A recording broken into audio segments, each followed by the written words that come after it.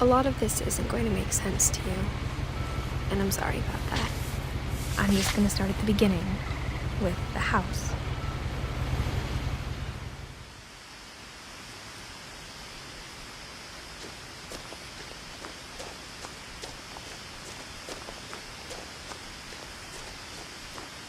I lived here until I was 11, but I wasn't allowed inside half the rooms.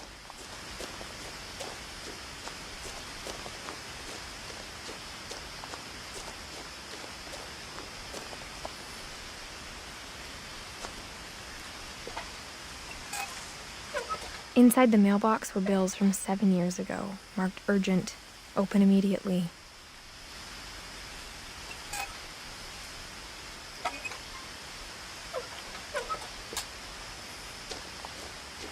I hadn't been back since my brother Lewis's funeral.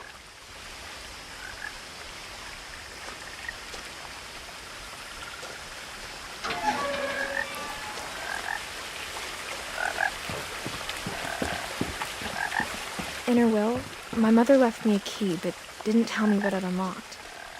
Maybe she thought I'd know. Or she thought that the mystery would be enough to bring me back.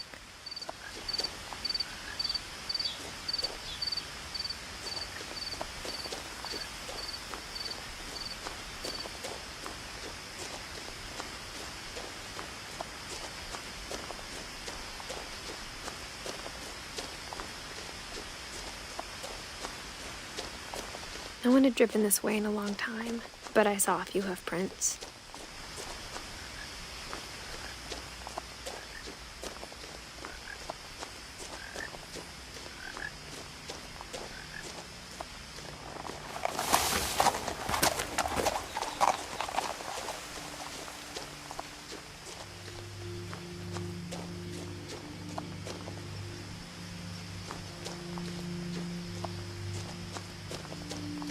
The truth is, even after I inherited the house, I never thought I'd come back to it.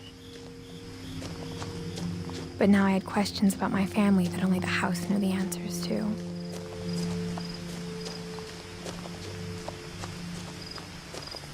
The house was exactly like I remembered it, the way I'd been dreaming about it.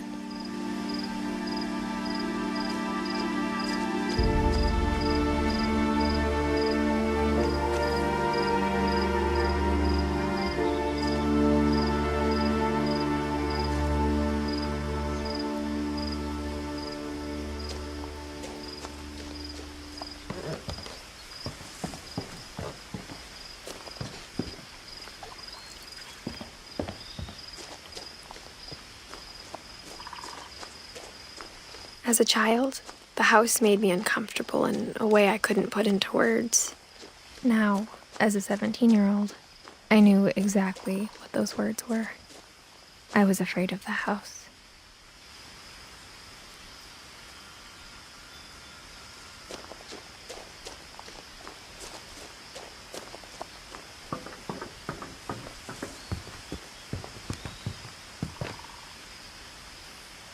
I hoped the key might unlock the front door. It didn't.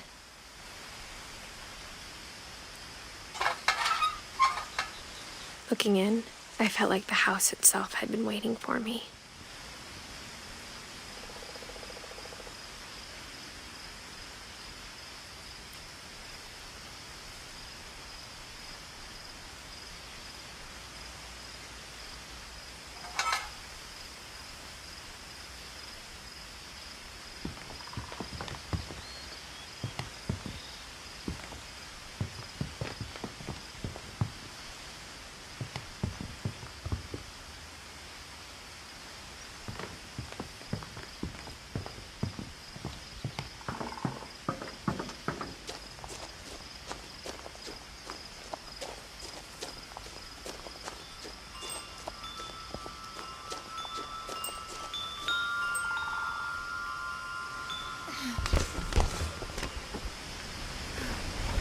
Crawling through the doggy door used to be a lot easier when I was 11.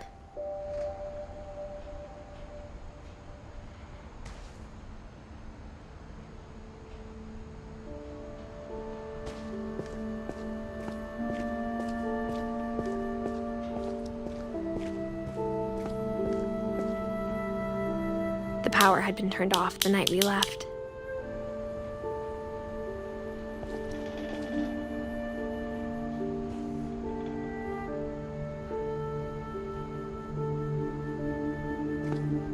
For the first time in years,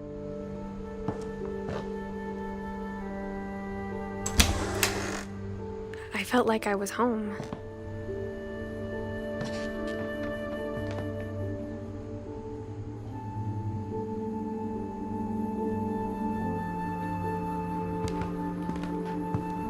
But instead of a family, there were just memories of one.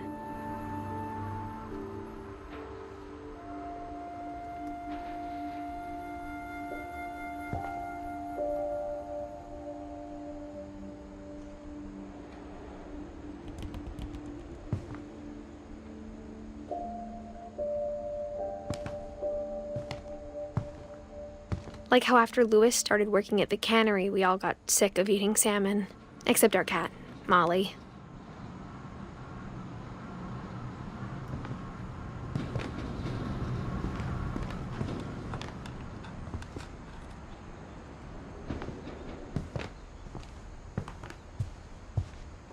The table was still a wreck from the night we left.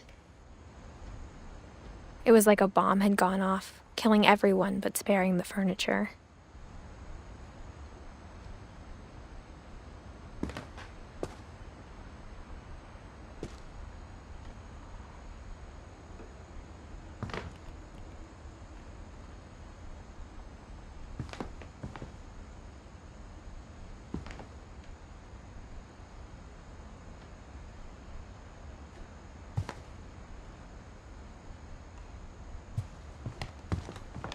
My mom was the only one of us who could imagine Great-Grandma Edie living in a nursing home.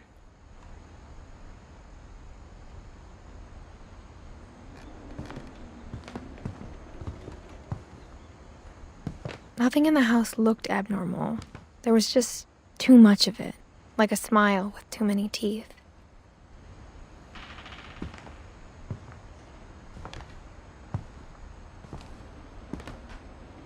Even the fireplace had a story. Edie told me the bricks came from the original house, after it sank.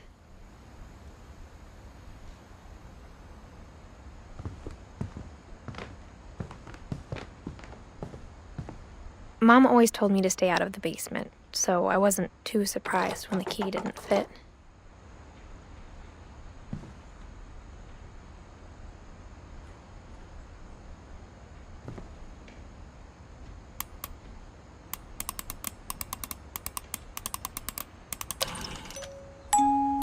Great-Grandpa Sven built a music box for Barbara, along with the rest of the house.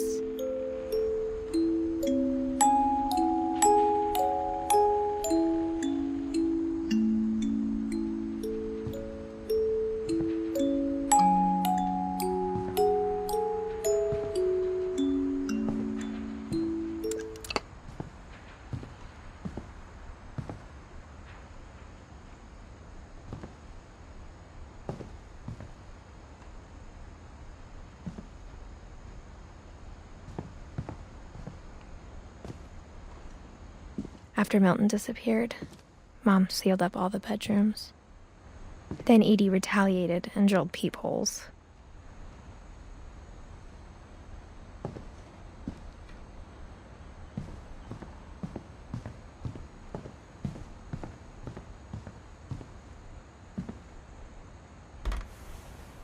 My Grandpa Sam spent 7 years sharing a room with his dead brother, Calvin.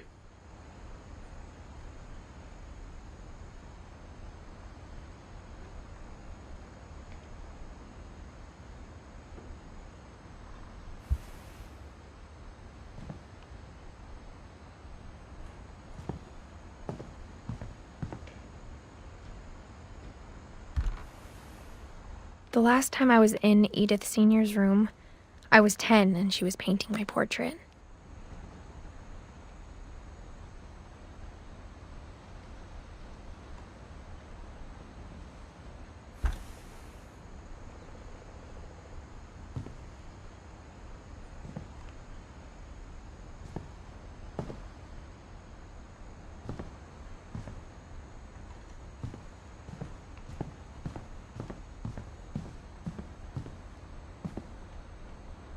I spent a lot of time playing in Great Uncle Walter's room.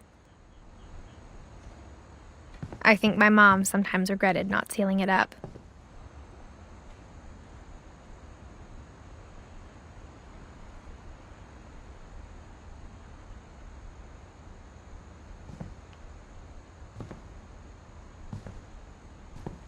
Lewis told me there were secret passages, but I never believed him.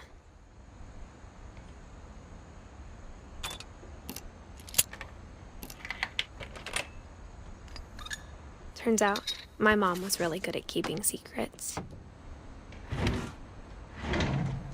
Now it was time to find out what my mom had been afraid of.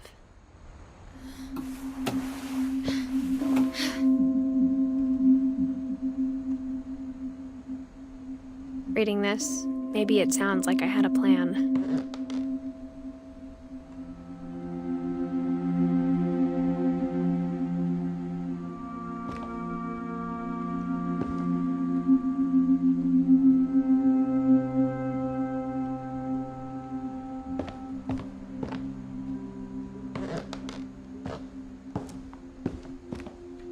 But I had no idea what was behind that door.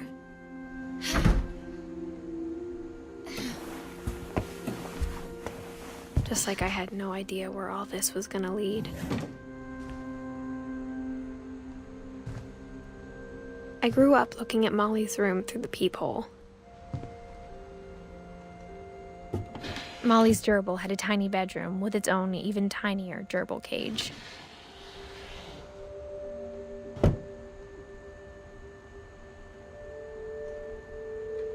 Being inside for the first time, I felt like I'd stepped behind a painting.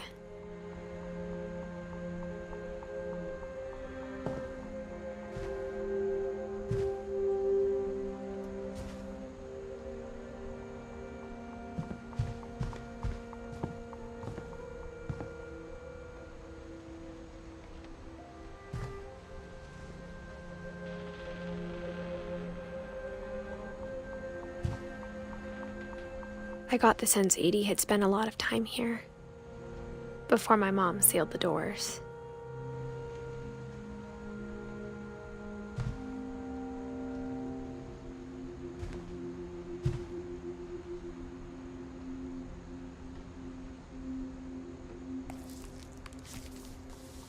December 13th, 1947. Dear Diary, I'll be gone soon, but I wanted to tell somebody about what's gonna happen. It started when Mom sent me to bed without dinner.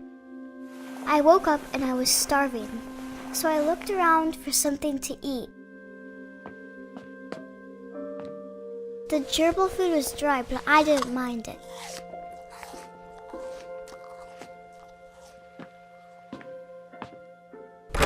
Mom, can I come out now? Sweetheart, it's late. Go to sleep.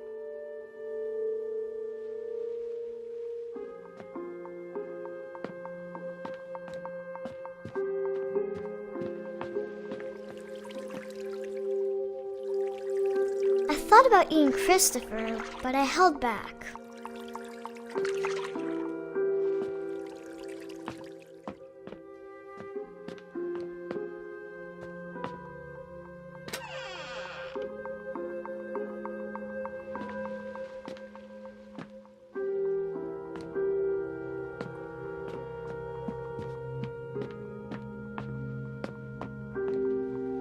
My Halloween candy was all gone.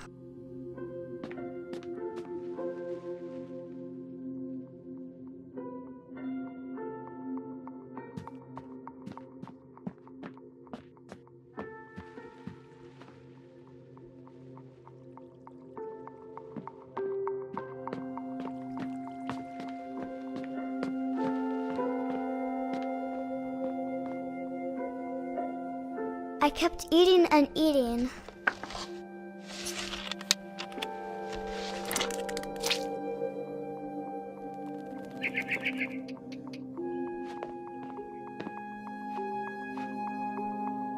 I ate a lot of things that night.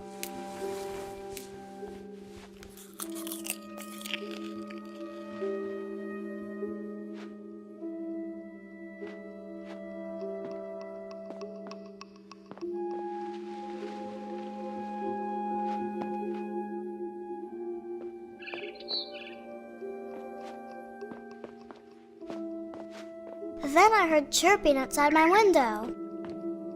It was a barn swallow going back to her nest. I reached out for her.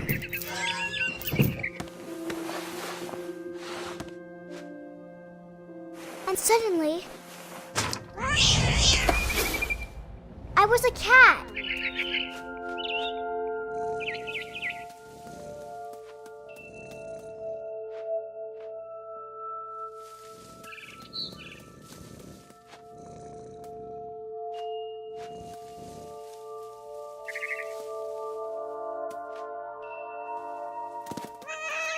I tried to be quiet, but the bird was really scared.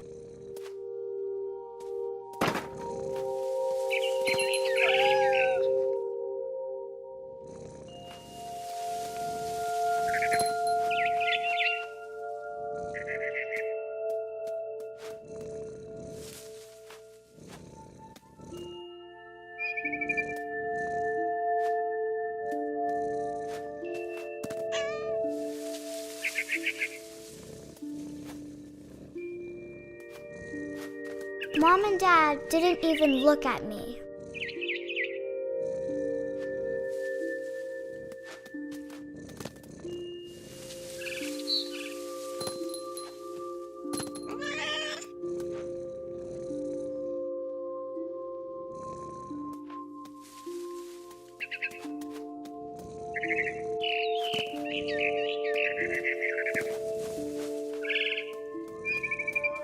I jumped and I almost got her.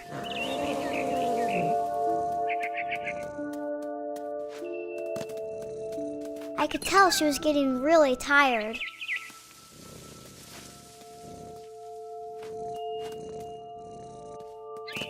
Now I was up in the big tree. I promised Dad I wouldn't climb it anymore. All I cared about was eating that mama bird.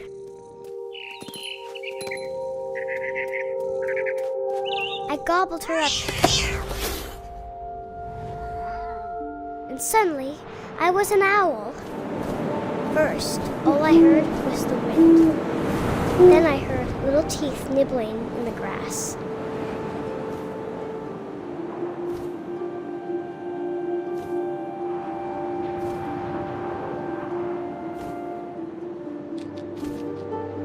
Rabbits.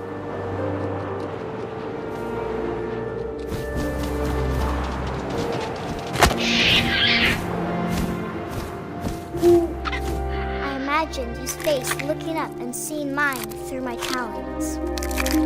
I swallowed him up, and I didn't chew one bit. Then I flew off to find something bigger.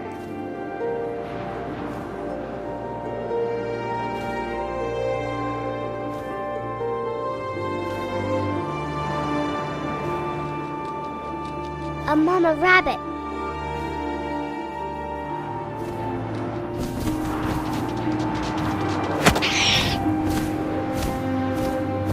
She was almost too big to carry. I started choking, but I couldn't stop eating. And suddenly, I was a shark.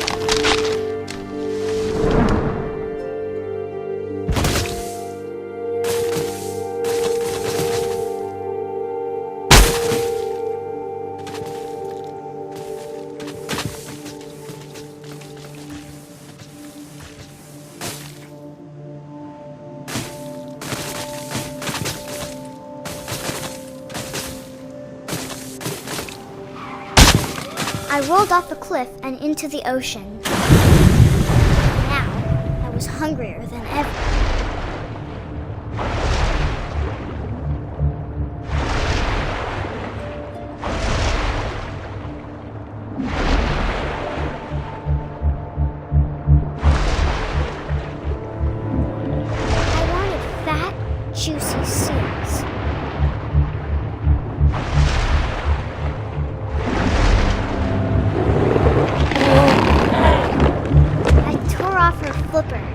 tasted really good.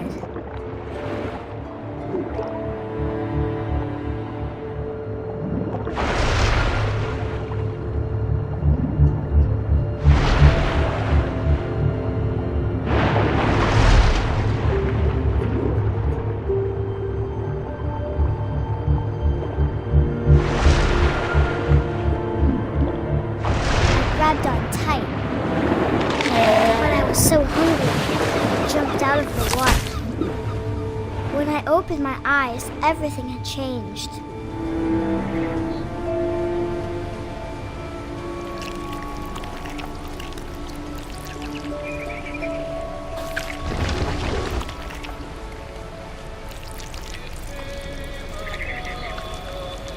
Now I was a monster, and I smelled people everywhere.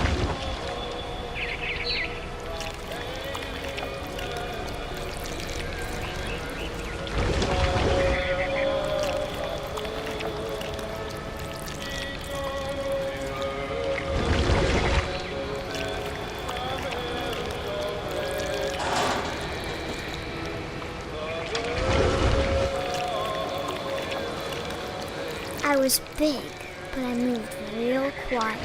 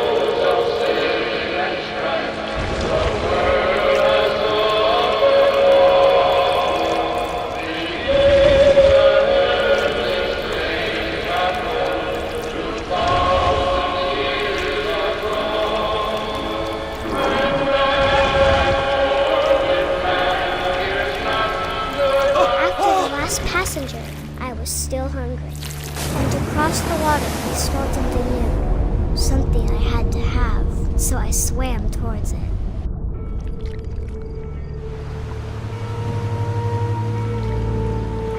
I slithered onto the sand, and the good smell went into an old pipe.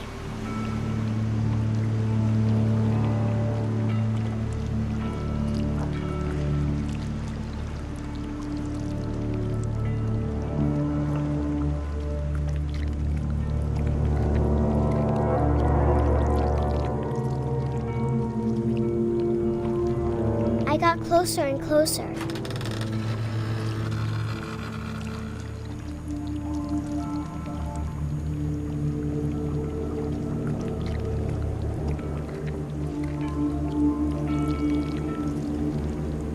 All my stomach started growling.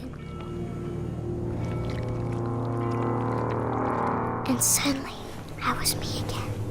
I held my breath for a long time, but I couldn't hear anything. I think it's waiting for me to fall asleep.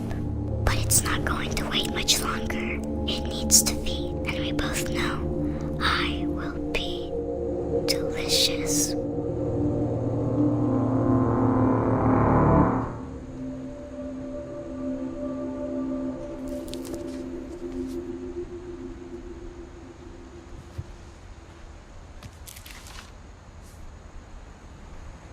I'm not sure if I believed all of that, but I'm sure Edie would have.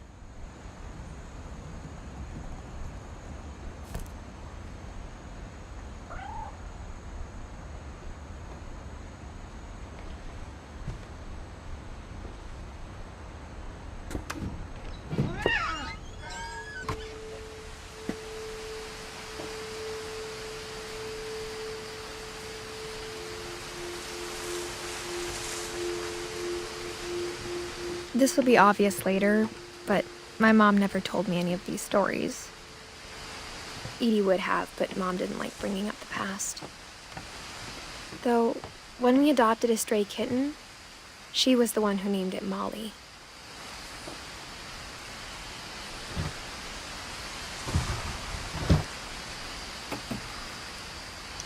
I spent a lot of time in Great-Grandma Edie's room.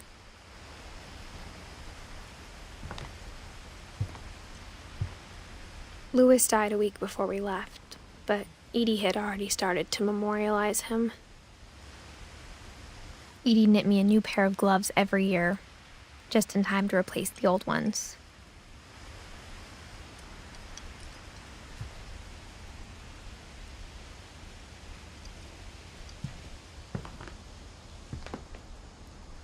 Her room was like a museum.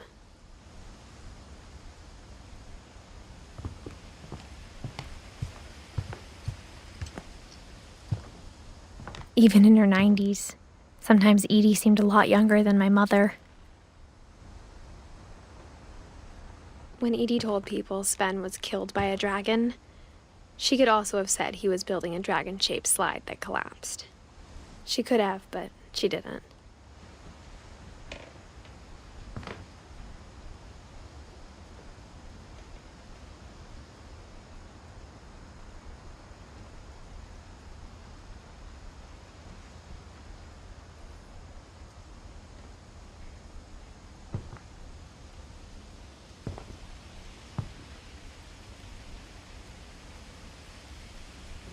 One summer, they evacuated the island, but Edie refused to go.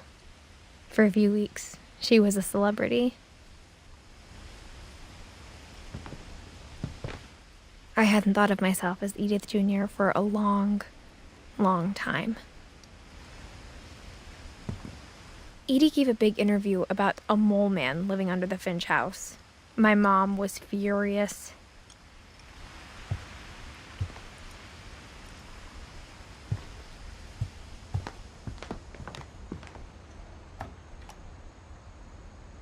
For 500 years, the Finches have been famous throughout Norway for their fortune and misfortune.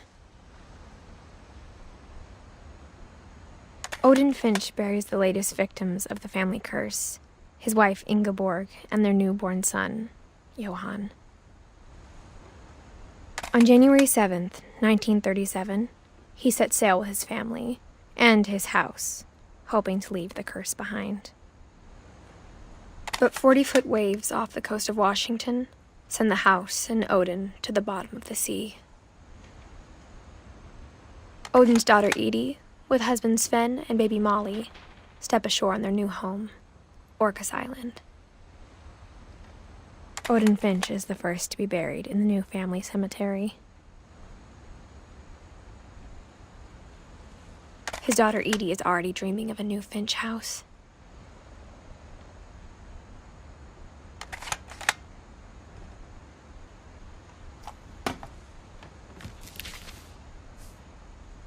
Whatever's wrong with this family, it goes back a long ways.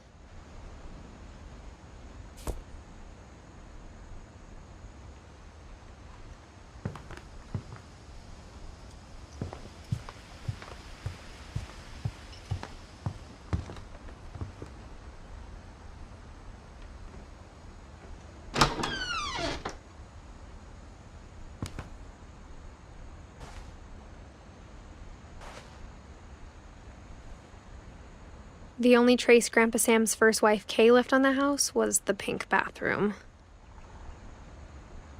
It was a pretty big trace.